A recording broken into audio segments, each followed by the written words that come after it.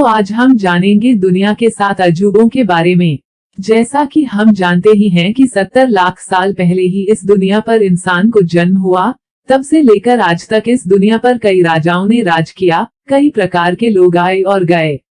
तो उनमें से कई लोगों ने, राजाओं ने कुछ ना कुछ बनाकर रखा, कुछ ना कुछ सबूत छोड़कर गए क्योंकि आगे के लोगों को उनके बारे में पता चले। इतिहास के बारे में इतिहास के ही कई लोगों ने लिखकर भी रखा है। तो अभी को दुनिया के 7 अजूबे हैं, वो सभी इतिहास के ही है, इतिहास के ही लोगों, राजाओं ने बनाए हैं। हालांकि पुराने अजूबों के जगह अब दूसरे अजूबों को स्थान दिया गया है। तो पहला अजूबा है the great wall of China. ये एक मिट्टी और पत्थर से बनी एक किलेनुमा दीवार है जिसे चीन के विभिन्न शासकों के द्वारा उत्तरी हमलावरों से रक्षा के लिए 5वीं शताब्दी ईसा पूर्व से लेकर 16वीं शताब्दी तक बनवाया गया। यह अनुमानित है कि इस महान दीवार निर्माण परियोजना में लगभग 20 से 30 लाख लोगों ने अपना जीवन लगा दिया था। ये दीवार 6400 किलोमीटर के क्षेत्र में फैली हुई है। चीन में राज्य की रक्षा करने के लिए दीवार बनाने की शुरुआत हुई 8वीं शताब्दी ईसा पूर्व में, जिस समय कुई, यान और जाहो राज्यों ने तीर एवं तलवारों के आक्रमण से बचने के लिए मिट्टी और कंकड़ को सांचे में दबाकर बनाई गई ईंटों से दीवार का निर्माण किया। ईसा से 221 वर्ष पूर्व चीन किन साम्राज्य के अंतर्गत आ गया। इस साम्राज्य ने सभी छोटे राज्यों को एक करके एक अखंड चीन की रचना की। किन साम्राज्य से शासकों ने पूर्व में बनाई हुई विभिन्न दीवारों को एक कर दिया, जो कि चीन की उत्तरी सीमा बनी। 5वीं शताब्दी से बहुत बाद तक ढेरों दीवारें बनी, जिन्हें मिलाकर चीन की दीवार कहा गया। प्रसिद्धतम दीवारों में से एक 220 से 206 बीसी में चीन के प्रथम सम्राट किन शी हुआंग ने बनवाई थी। उस दीवार के अंश के कुछ ही अवशेष बचे हैं। यह मिंग वंश द्वारा बनवाई हुई वर्तमान दीवार के सुदूर उत्तर में बनी थी। नए चीन की बहुत लंबी सीमा आक्रमणकारियों के लिए खुली थी, इसलिए किन शासकों ने दीवार को चीन की बाकी सीमाओं तक फैलाना शुरू कर दिया। इस कार्य के लिए अथक परिश्रम एवं साधनों की आवश्यकता थी। दीवार बनाने की सामग्री को सीमाओं तक ले जाना एक कठिन कार्य था, इसलिए मजदूरों ने स्थानीय साधनों का उपयोग करते हुए पर्वतों के निकट पत्थर की एवं मैदानों के निकट मिट्टी एवं कंकड़ की दीवार का निर्माण किया। कालांतर में विभिन्न साम्राज्य जैसे हान, सुई, उत्तरी एवं जिन्होंने दीवार की समय समय पर मरम्मत करवाई और आवश्यकतानुसार दीवार को विभिन्न दिशाओं में फैलाया।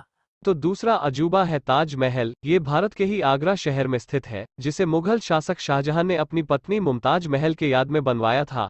इसका रूपांकन करता उस्ताद अहमद लाहौरी को माना जाता है। ताजमहल को संपूर्ण भारत एवं एशिया से लाई गई सामग्री से निर्मित किया गया था। 1000 से अधिक हाथी निर्माण के दौरान यातायात हेतु प्रयोग हुए थे। पराभासी श्वेत संगमरमर पत्थर को राजस्थान मकराना से लाया गया था, जैस्पर को पंजाब से, हरिताश्मीय जेड एवं स्फटिकिया क्रिस्टल को चीन से, तिब्बत से फिरोजा, अफगानिस्तान से लेपिस लजुली, श्रीलंका से नीलम एवं अरबिया से इंद्रगोप या कार्नेलियन लाए गए थे।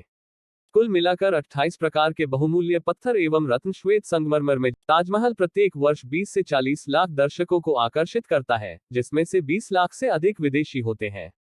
अधिकतर पर्यटक यहां अक्टूबर, नवंबर एवं फरवरी के महीनों में आते हैं। इस स्मारक के आसपास प्रदूषण फैलाते वाहन प्रतिबंधित हैं।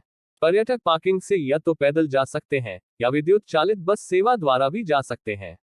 शाहजहां की इच्छा थी कि यमुना के उस पार भी एक ठीक ऐसा ही किंतु काला ताजमहल निर्माण हो, जिसमें उनकी कब्र बने।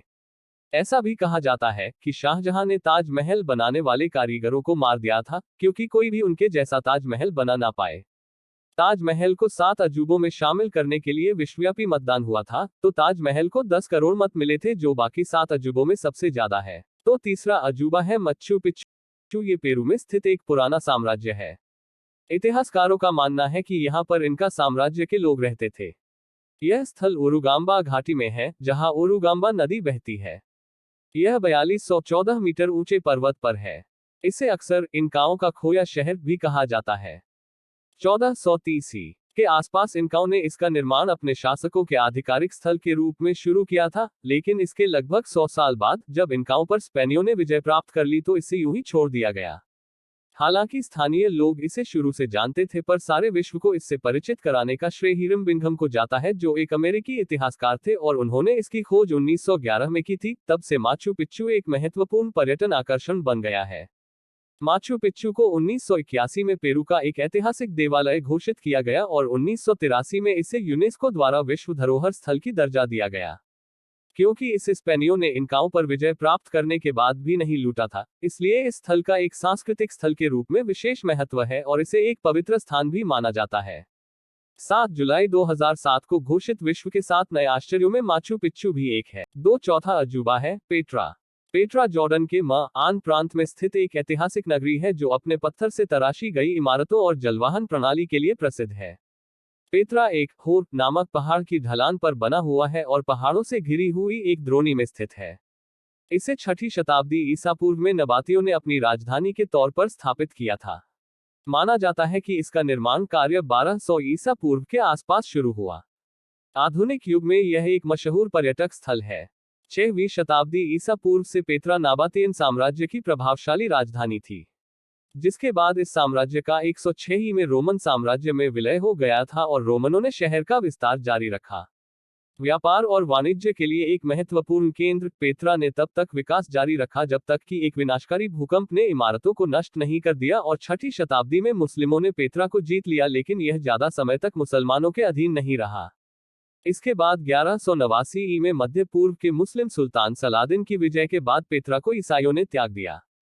पेट्रा को जुलाई 2007 में दुनिया के नए 7 आश्चर्यों में से एक के रूप में चुना गया। दुनिया का 5वां अजूबा है Christ the Redeemer statue, Rio de Janeiro.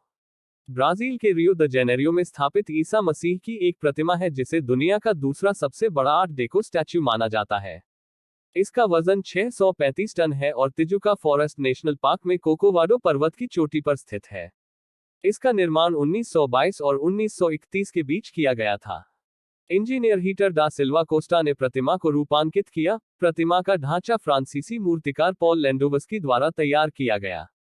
इंजीनियरों और तकनीशियनों के एक समूह ने लेंडोवस्की द्वारा की गई प्रस्तुतियों का अध्ययन किया और फौलाद की बजाय संरचना को सुदृढ़ कंक्रीट से तैयार करने का निर्णय लिया गया, जो क्रॉस के स्वरूप की प्रतिमा के लिए अधिक उपयुक्त था। बाहरी परतें सोपस्टोन की हैं, जिसे इसके चिरस्थायी गुणों और इस्तेमाल में आसानी के कारण चुना गया था। निर्माण में 1922 से 1931 तक 9 साल लग गए। इसे 7 जुलाई 2007 को दुनिया के 7 अजूबों में स्थान दिया गया।